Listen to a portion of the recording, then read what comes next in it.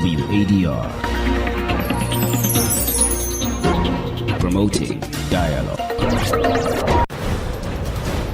It's midday in Dakar, 1 o'clock in Porto Novo. Good afternoon and many thanks for staying tuned to West Africa Democracy Radio, broadcasting on 94.9 FM and around the world. We are live on WADR.org. Welcome to Newslink. Here are the top stories. Political parties in Guinea denounced their suspension and alleged plans of electoral fraud to support Doumbouya's candidacy. Now they are in campaign. They want to push Doumbouya to be candidate. The question is, will Doumbouya listen to them?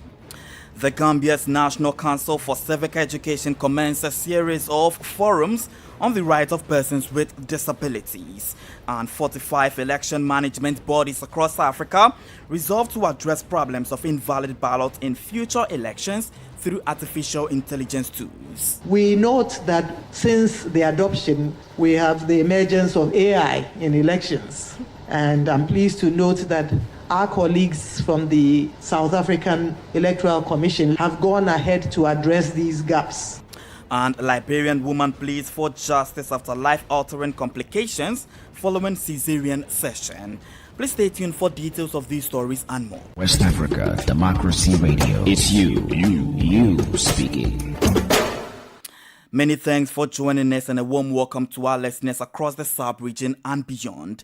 Newslink begins in Guinea, where two major political parties, RPG, ACT and CEL of former President Alpha Condé and UFR of former Prime Minister Saidia Touré, have been suspended.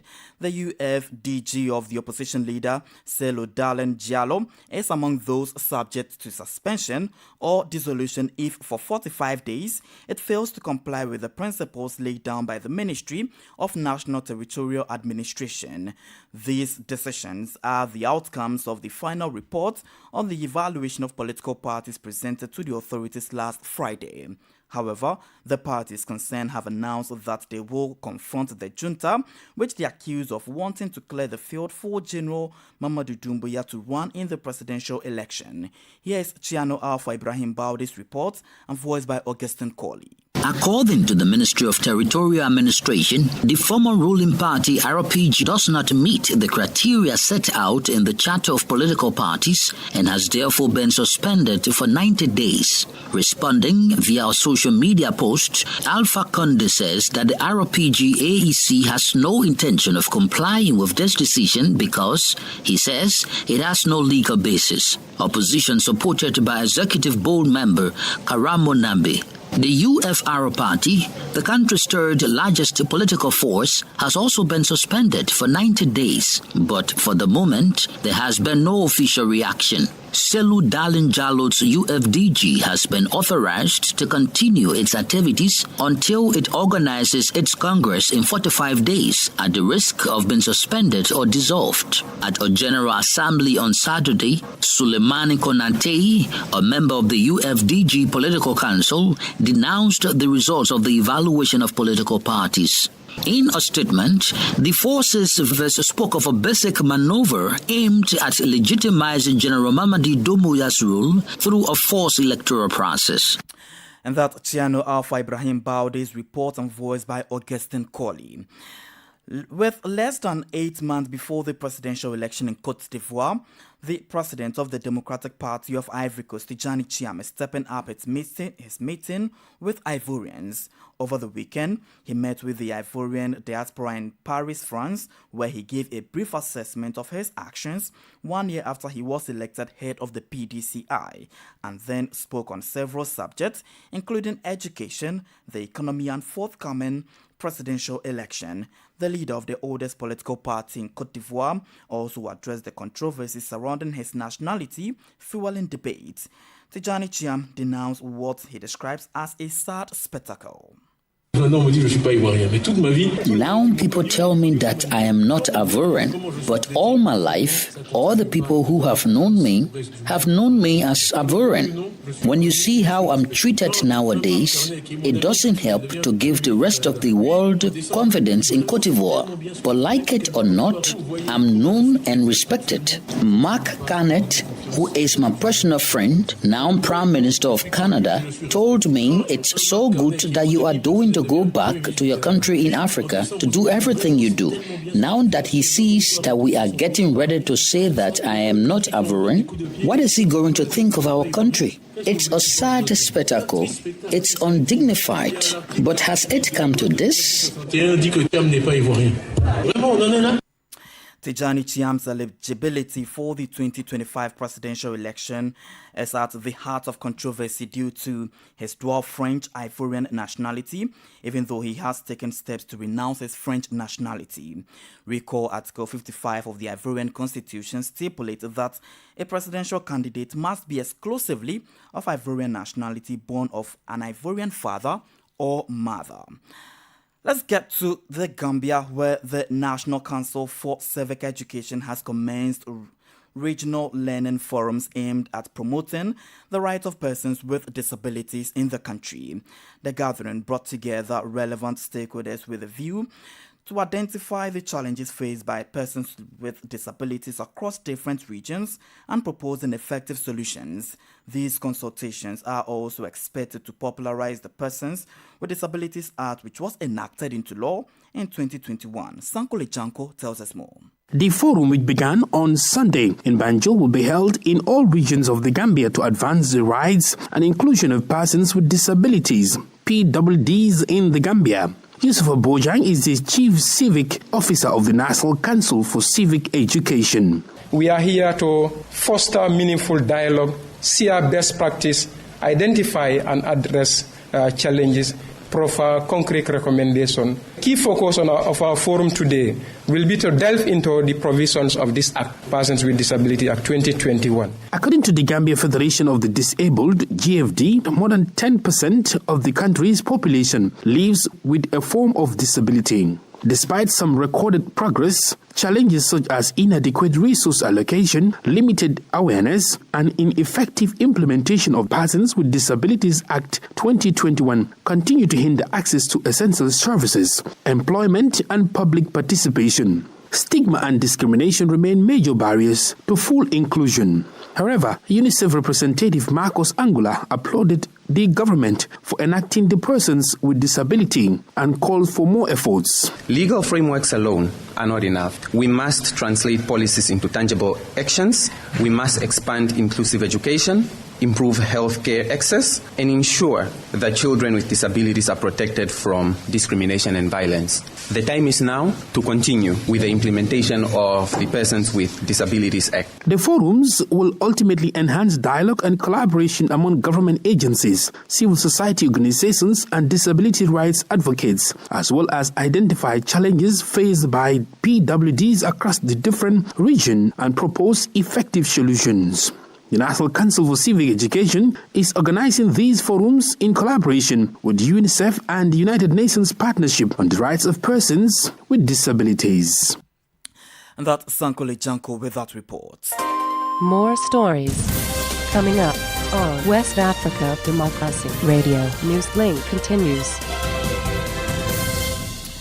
In Ghana, heads of 45 election management bodies across Africa have resolved to address problems of invalid or rejected ballot papers in elections on the continent.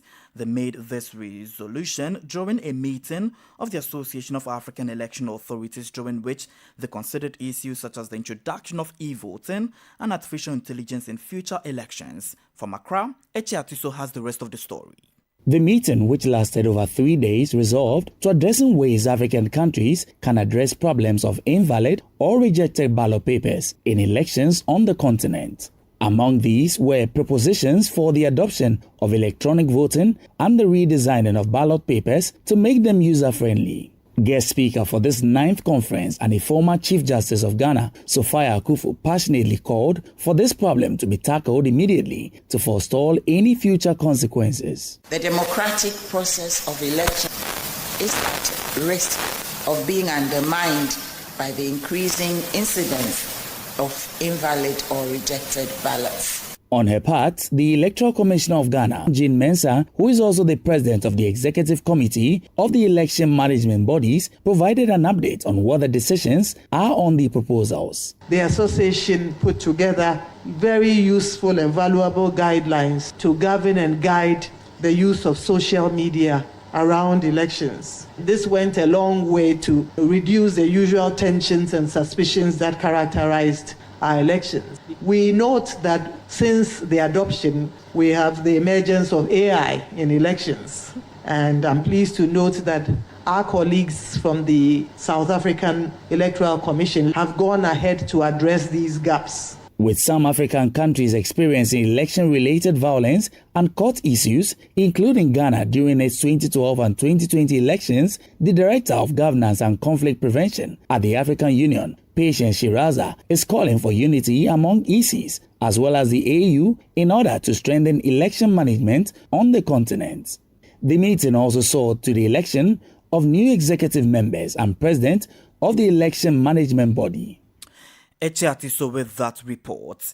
In Nigeria, the Plateau State government in north-central Nigeria has suspended all mining activities, citing security threats and environmental degradation. The decision announced by Governor Caleb Mutfwang in January has sparked mixed reactions from residents and stakeholders. While some support the move as necessary to address insecurity, others warn of economic hardship for those who depend on mining for their livelihood. For more in this report, our correspondent Usman Umar report from Jos. For years, mining has been a source of livelihood for thousands of people in Plateau State, north-central Nigeria. But concerns over illegal activities, environmental damage, and rising insecurity have led to a government crackdown. Governor Caleb Mutfwang says the suspension of mining is necessary. I, the Executive Governor and Chief Security Officer of Plateau State, deem it necessary to suspend all mining activities in Plateau State for security reasons. But not everyone agrees. Public affairs analyst and miner Olufemi Bode argues that an outright ban will do more harm than good. Now that even the governor is saying because of insecurity, that it is now that there will be insecurity. Jos is a town that has no diverse occupation, particularly it is ministerial work, ministry and all that is. Making this declaration, to me, in my own considered opinion, that it should have been done better. For students like Ringret Kefas, who relies on mining to fund her education, the suspension is a major setback. Lots of people who really depend on this mining for survival, and other students too who their parents can't provide for them completely. Instead of going for other crimes and for young girls to going for hookups, they fall back prostitution. Yes, they fall back to mining. I'm an example. I go for mining at weekends when I'm done with my school activities for the week.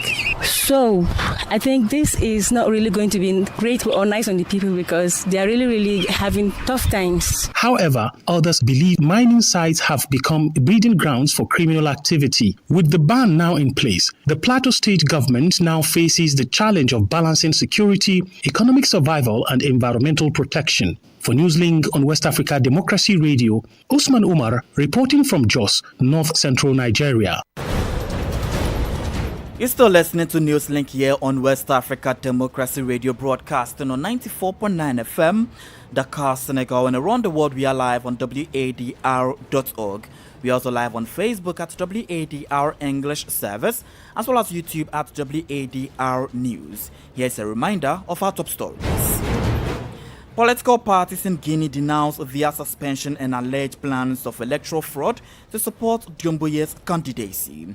The Gambia's National Council for Civic Education commences a series of forums on the rights of persons with disability. 45 election management bodies across Africa resolve to address problems of invalid ballots in future elections through AI tools. Still ahead in the news, Liberian woman pleads for justice after life-altering complications following cesarean season. We have the press review, guest interview, and sports news. Please stay with us. Fresh and breaking news all the time. Hear it first as the news breaks, only on West Africa Democracy Radio. Newslink continues. To some diplomatic news, several West African countries have been targeted in a draft list of travel bans by the U.S. Department of State. Developed in consultation with the U.S. security officials and embassies, the draft list comprising 43 countries having 3 groupings of red, orange, and yellow categories. These countries, some of whom already face immediate bans, have either failed to share with the United States information about incoming travelers, have inadequate security practices for issuing passport and or selling citizenship to people from banned countries. Elsewhere, a Liberian woman has opened up about her medical ordeal following a routine antenatal care visit to Elwa Hospital in Monrovia. What began for Jessita Guma as an ordinary appointment on February 24, 2025 has spiraled into a nightmare as she fights for her life at the intensive care unit of the JFK Hospital. James Eseta, a registered nurse who was at the time in her last trimester, narrated the sequence of events that unfolded during her visit. From Monrovia, correspondent Abraham Parker has the rest of the story. James Etta explained that the medical staff at the hospital insisted on proceeding with the induction, which ultimately failed. This failure necessitated a C-section, a procedure that James Etta, a nurse of self, believed to be minor. However, since the surgery in February, she has suffered health setbacks such as kidney failure, deteriorating liver function, and traumatizing experience of having her womb removed. When I started bleeding, they said the uterus was not contracting. So they suggested total hysterectomy. I agreed. Kept me in the second time they did a total hysterectomy. But when they brought me down the wall, everything became abnormal again. An exiled Liberian activist, Martin Cuddy, has since launched a GoFundMe to help cater to James Etta's health. Joyce Kilikpo, Executive Director of Public Health Initiative Liberia, a civil society organization in the health space, is calling for an urgent investigation into the matter. We are demanding for an independent investigation, be able to fast-track this particular case. Also, other institutions like the Liberia Board of Nursing and Midwifery should be part of this investigation. James Etta's case is not the first of such incidents to be reported. In January this year, the Liberia Medical and Dental Council suspended the lesson of one Dr. Tidy Ngo following the death of 21-year-old Isaiah Williams. Investigations revealed operational lapses, malpractice, and lessening violations. As of the time of filing this report, health authorities, including the management of ELW Hospital, have remained deep-lipped on the issue. For Newslink on WADR, I'm Abraham Parker in Monrovia. This is the newspaper review. Stay abreast and find out what the top stories are in your country. This is the newspaper review. The newspaper review. And let's join Usman Umar from Nigeria for the press review. This is the press review from Nigeria's capital, Abuja. We begin the day with a Daily Trust newspaper that is leading with this story. Why Niger is facing deep fuel crisis. Refinery chief with a rider. Smuggling surges along border communities. Reports came out last week that Niger is begging Nigeria for assistance with respect to its fuel crisis. Ever since the announcement and implementation of fuel subsidy removal, this has been having a ripple effect on neighboring countries that have been dependent on Nigeria for fuel pools. We take leave of the Daily Trust now to take a look at the Metrics newspaper. And the Metrics is leading with this story. Economic hardship. Outrage trails threats against youth corps member with a rider. Amnesty International cautions federal government against threatening Nigerians. Another rider. Rather than hostility, Ray deserves encouragement and support. This is coming from Alhaji Atiku Abubakar. Do not let fear stifle your voice. Stand firm. Support one another, says Obi. Government. Before we take leave of the matrix, there is a story here. SERAP, that is Socioeconomic Rights and Accountability Project, sues Akpabio over failure to reverse unlawful suspension of Natasha. Akpabio is the president of Nigerian Senate, and Senator Natasha Akpoti-Oduaghan is the female senator that has accused Senator Akpabio, that is the president of the Senate, of sexual harassment, and which led to some other issues that led to her suspension. Of course, course, Serap has now sued the president of the Senate for refusal to reverse the suspension of the senator. Navy clamps down on smugglers, intercepts 13,800 liters of petrol, 71 bags of rice in Lagos. These are some of the stories on the front pages of Nigerian dailies as I hand you back to the studios. Thank you very much, Usman Umar from Nigeria, for the press review. Politics, analysis on major news, social matters, and all. This is A Guest. Our guest interview this afternoon takes us to Guinea, where 80 political parties have been dissolved, 27 suspended, 28 placed under observance, and 75 political parties have been authorized to operate by the transitional junta. This decision was the outcome of the final report on the evaluation of political parties presented to the authorities last Friday. However, the parties concerned have announced that they will confront the junta, which they accuse of wanting to clear the field for the transitional president General Mamadou Doumbouya to run in the presidential election. Our guest is Dr. Faya Milimono, president of the Guinean Liberal Bloc, and he speaks with WADR about the new development and its potency to cause unrest in the country. On last Friday, the Minister of Territorial Administration has given the final results of the evaluation of political parties. The breakdown as we speak is as follows. Were dissolved 80. The first time there were 53 political parties dissolved, and recently another 27, which make 80 political parties dissolved. As we speak, we still have 27 political parties suspended. Among them, you have the party led by the former Prime Minister Sidia Touré and the former president. And we also have about 28 political parties in observation. They are authorized to resume their activities, but they still have to abide by the law in about 45 days. Among those parties, you have the party led by the former Prime Minister Cellou Dalein Diallo.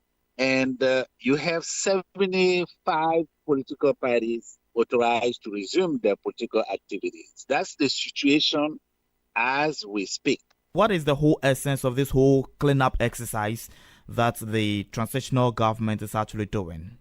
It is very suspicious because, look, when the junta came, they put on the table an agenda that everybody had appreciated. And they have stated clearly on the network everything that Doumbouya had said. He won't be candidates. No one of his junta will be candidates, and no one of the government and the transitional, the legislative body will be candidates. But it's been almost 5 months. That message is changing. Now they are in campaign. They want to push Doumbouya to be candidates. The question is, will Doumbouya listen to them? If you see how much money spent has been already spent, the public money, and that is been authorized by the junta, it will be very hard to say that Doumbouya doesn't have any intention to be candidates. So at this time, because of that intention to be candidates, that process of evaluation becomes very suspicious. How is the current situation creating political unrest and social unrest in the country at the moment? The situation is very, very tough.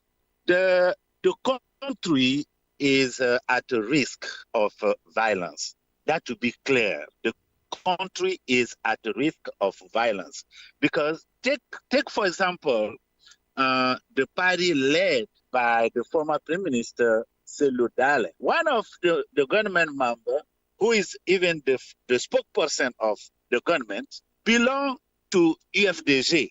But because of what the party has considered that it is, he has to be removed from the party, the decision was made, and the judiciary system canceled that decision, asking the party to accept them. And now that the party is in the process of renewing the leadership, the same judiciary system has stopped the process. And now they're telling, on one hand, to the party to renew their leaders. At the same time, the judiciary system is preventing the system to go forward. So it's like everything is being done to, prevent some political parties to compete at the next elections. And if that happens, it's going to be a nightmare for this country. That leads me to my next question, which is to say that is it a political witch hunt to the political parties suspended and dissolved, or it is just that these political parties did not conform and then meet the standards of the territorial administration's benchmark? I would say both, because yes, on the process as it happened, one will clearly understand that it's because those parties didn't abide by the law. That's one thing. But on the other hand, it is also a political game that the junta is playing. They want to prevent some politicians from running. And that's Dr. Fayami Limono, president of the Guinean Liberal Blog. And it's time for sports, and Sankole Janko joins me in studio. Sankole? Yes, Christopher. What's happening in the world of sports? Right, thank you very much. Let's begin in Cameroon, because the Cameroon Football Federation FECAFOOT president Samuel Eto'o has pledged his full support to CAF president Patrice Motsepe after being elected into CAF executive committee. Eto'o's candidacy was marred by controversy after he was disqualified by CAF before he was reinstated by the Court of Arbitration for Sport, CAS, after an appeal ahead of the CAF executive election. Despite the problems with the African football governing body leadership, the former Indomitable Lions captain has vowed to support the Motsepe-led CAF executive. I am not elected as CAF president, but a member of the executive committee led by President Motsepe. What is certain is that through his vision, I will always be ready to provide certain solutions, Eto'o told TV Monde in France. Elsewhere, the Confederation of African Football, CAF, has confirmed Ghana as host for the CAF African School Football Championship 2025. The competition, staged among boys and girls from various schools in the continent, will be played from 21 to 26 April 2025. The highly anticipated continental finals will be played at the University of Ghana's Legon Sports Stadium in Accra. This is the first time the competition will be staged in Africa. Since its inception, 1,965,000 boys and girls from 46 countries have participated in the program. And of course, Nigeria will take on Rwanda in the FIFA World Cup qualifiers. Coach Ericel invited 23-man squad for the double encounter. Early arrivals include star player Victor Osimhen, Bruno Amashia, Papa Daniel Mustafa, and Kayan Bakoli. Right, thank you very much, Sankole Janko, with details in the world of sports. And we've come to the end of this edition of Newslink here on West Africa Democracy Radio, broadcasting on 94.9 FM Dakar, Senegal. Thank you for listening, and many thanks to Mustafa Sek, Umu Danyogo, and Mam Kodu Fai for the technical assistance. Do interact with us via our social media platforms, X formerly Twitter, Instagram at WADR News, and on Facebook at WADR English Service. Coming up at the bottom of the hour is our flagship health program, Well Body. I am Christopher Ticho. Good afternoon and enjoy the rest of our broadcast. And many thanks to you for listening to Newslink via Hot 104.3 FM, New FM.